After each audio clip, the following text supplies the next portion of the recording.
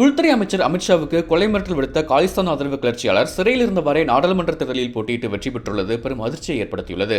இதேபோன்று இந்திரா காந்தியை சுட்டுக் கொன்றவரின் மகனும் சுயேட்சை வேட்பாளராக வெற்றி பெற்றுள்ளார். காலிஸ்தான் ஆதரவு கிளர்ச்சியாளரான அம்ரித்பால் சிங் சிறையில் இருந்தவரை பஞ்சாபில் உள்ள காதூர் சாஹிப் மக்களவைத் தொகுதியில் போட்டியிட்டு கிட்டத்தட்ட 1,97,000 வாக்குகள் வித்தியாசத்தில் வெற்றி பெற்றுள்ளார். காவல் நிலையத்தை சூறையாடியது, உள்துறை அமைச்சர் அமித்ஷாவுக்கு கொலை மிரட்டல் விடுத்தது, பிரிவினைவாதத்தை ஊக்குவிப்பது என பல குற்றச்சாட்டுகள் இவர் மீது சுமத்தப்பட்டிருந்தது.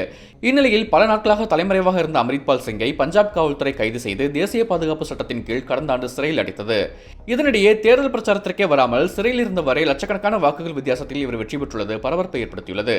இதேபோன்று முன்னாள் பிரதமர் இந்திரா காந்தியை சுட்டுக் கொன்றவர்களில் ஒருவரான பீன் சிங்கின் மகன் சரப்ஜீத் சிங் கால்சாவும் பஞ்சாபின் ஃபரீத்கோட் தொகுதியில் சுயேட்சையாக போட்டியிட்டு வெற்றி பெற்றுள்ளார். கிட்டத்தட்ட 70,000 வாக்குகள் வித்தியாசத்தில் ஆம் ஆத்மி வேட்பாளரை பின்னுக்கு தள்ளி வெற்றி பெற்றுள்ளார். பஞ்சாபில் பிரிவினைவாதத்தை ஆதரிக்கும் இரு சுயேட்சை வேட்பாளர்கள் வெற்றி பெற்ற விவகாரம் அரசியல் களத்தில் ஆச்சரியத்தை ஏற்படுத்தியுள்ளது.